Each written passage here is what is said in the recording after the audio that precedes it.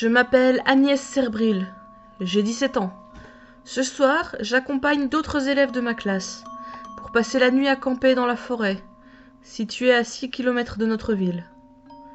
L'endroit est assez isolé, et ce, même si une route nationale l'aborde. Cela m'inquiète un peu. Il compte aller au cœur, pour être tranquille et en profiter pour boire et flirter. Là où personne n'ose s'aventurer, même en plein jour. Je suis curieuse de voir comment ça va se dérouler. J'ai hâte. Les tentes sont plantées en rond, et un cercle de pierre a été monté pour faire un feu de camp pour le soir. 8 personnes, donc 4 tentes pour 4 couples. Les plus influents du lycée. Faire partie de leur bande revenait à créer les modes. Décider qui a de la valeur ou pas. Le pied, quoi. Une fois du bois s'est ramassé, le feu commence à être préparé. Les aliments et les poêles sont sortis. Des saucisses et des tupperwares de salade. Je trouve ça très moyen comme repas. Mais bon, chacun ses goûts. Andrew caresse la jambe de Julia avec trop de nonchalance. Ce qui n'a pourtant pas l'air de déplaire à la jeune femme. Ils gloussent tous les deux comme des dindons surexcités. Du côté d'Elliot et d'Anna, c'est la soupe de langue. Je me demande pourquoi être venu en groupe si c'est pour que chaque couple se plotte dans son coin. Je soupire. Cette démonstration d'affection m'exaspère. La nuit ne tarde pas à tomber. Elliot se lève pour aller pisser, comme il dit. Soudain, un grand cri trouble les conversations et la tranquillité de la forêt. Tout le monde s'est levé et attend, dans le silence. Aucune menace à l'horizon. Sûrement un prank d'Elliot. Il a toujours des blagues de mauvais goût. Connaissance crétin, tout le monde reprend sa conversation. Au bout d'un certain temps, Anna demande « Ça fait pas un peu longtemps qu'Elliot est parti ?» Ethan s'écrie en riant. Il a sûrement flippé en voyant un hibou s'envoler et s'est barré en courant chez lui. Tout le monde s'esclaffe, mais Anna ne semble pas rassurée. Lisa lui dit de ne pas s'en faire. Elliot est un grand garçon et il n'y a rien de dangereux dans cette partie du globe. C'est juste une flippette. Entendre ça me fait rire. Je n'aime pas beaucoup Elliot. Et entendre ses potes en parler de cette façon me fait jubiler. Dommage qu'ils n'entendent pas ça. Je suis certaine que ce serait encore plus divertissant. Au moment de rejoindre les tentes, Anna précise qu'elle ne veut pas rester seule dans sa tente. En effet, il était prévu qu'elle dorme avec Elliot. Mais personne n'accepte de l'accueillir car, après tout, aucun couple n'a envie de voir son intimité dérangée par la fille qui s'est fait planter là par son mec. Dépitée, Anna va dans sa tente. Je l'entends pleurer, mais je ne fais rien pour elle. Je suis bien trop occupée. Quelques heures plus tard, un bruit non identifiable réveille le campement. Anna, Ethan et Lisa sortent de leur tente. Ethan tient une lampe de poche, éclaire les environs mais ne voit rien. Anna tremble comme une feuille, et Lisa la prend dans ses bras pour la rassurer. Comme on n'a rien vu, on retourne dans sa tente. Lisa propose à Anna de les rejoindre contre l'avis d'Ethan, car elle semble en état de choc. À peine le sommeil avait-il embrumé à nouveau les esprits, qu'un nouveau son se fait entendre. Plus fort que le premier et tout aussi effrayant. Cette fois, Ethan est le seul à sortir de sa tente. Armé de sa lampe de poche, il regarde le campement et ne voit rien que des braises irradiant silencieusement dans la nuit et la lune dans le ciel. Tout était de nouveau calme.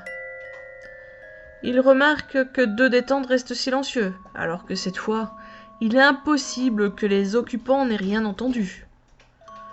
Il regarde dans ma direction, puis se dirige lentement vers la première tente. Il en écarte les pans. Personne. Mais il y a une substance sombre partout. Du sang. Ethan perd l'équilibre. Il se dirige d'un pas beaucoup plus rapide vers la seconde tente. Même spectacle. Elle était vide, mais maculée d'hémoglobine. Le fond de cette tente-ci avait été lacéré et une traînée rouge en sortait. Je vois Ethan blêmir, puis courir vers sa tente et hurler aux filles qu'il faut foutre le camp, que les autres sont soit morts, soit blessés et enlevés. Je me dis que l'intellect d'Ethan ne vole pas bien haut. Vu la quantité de sang, il est évident qu'ils sont morts. Enfin bon, ça n'a jamais été une flèche. Je suppose que c'est pas la peur qui va le rendre malin. La panique et la densité de la forêt font que chacun se met à fuir dans une direction différente. Je n'avais jamais vu un tel désordre. Ethan beuglait. « Si nous nous séparons, jamais il ne nous attrapera !» J'ai pourtant rattrapé rapidement Anna. La pauvre tenait à peine sur ses jambes, tant la soirée avait été éprouvante pour elle. Pour couronner le tout, elle avait trouvé le corps d'Elliot suspendu à un sapin, à moitié dévoré, les tripes à l'air, dégoulinant de sang et autres fluides corporels. Autant dire que cette vision lui avait ôté ses dernières forces. Elle s'évanouit instantanément. Je la prends sur mon dos pour pas la laisser là. J'essaye de courir, mais elle est plus lourde qu'il n'y paraît au premier coup d'œil. Je la pose, je retire sa robe. Un corset. Pff, beauté artificielle. Enragée, je la laisse là et me remets à courir. J'entends hurler en arrière. C'est Ethan, qui vient de trébucher sur le corps d'Anna, que j'ai laissé au sol, à plusieurs mètres de moi. Son corps est lacéré comme celui d'Elliot, et elle a la gorge tranchée. L'aorte laisse encore son précieux fluide s'échapper par à coups. Ethan n'en peut plus, il vomit, se remet à courir avec l'énergie du désespoir. Ses pas font crisser les feuilles, dérangeant le calme de la nuit. Sa respiration haletante arrive à mes oreilles. Il devrait me rejoindre bientôt. Je me trouve près de Lisa. Elle est secouée de tremblements incontrôlables. Elle me regarde fixement, emplie de terreur. Je comprends alors qu'elle sent sa mort imminente. Elle est blessée profondément à la jambe. Son beau visage n'est plus qu'une boursouflure immonde et suintante.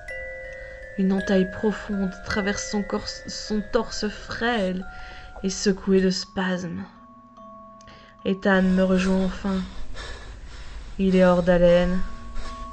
Une buée dense sort de sa bouche, montrant les saccades de sa respiration. Il crie dans ma direction. « Toi !» Je lui réponds tranquillement, avec mon plus beau sourire. « Oui, moi. » J'ai bien rigolé quand les médias locaux ont parlé des corps mutilés de 8 adolescents retrouvés dans la forêt, déchiquetés et en partie dévorés par ce qui ressemblait à une meute d'animaux sauvages. Et dire que j'avais refusé leur invitation, car ils me charriaient toujours sur mon physique, notamment sur ma pilosité digne d'un loup-garou. Finalement, j'ai été bien inspirée de faire le déplacement. Je me suis vraiment bien amusée, et en plus, je me suis régalée. Et puis, c'étaient tous des connards. Petit conseil à vous qui écoutez, ne faites pas comme eux et évitez d'aller faire du camping sauvage les nuits de pleine lune.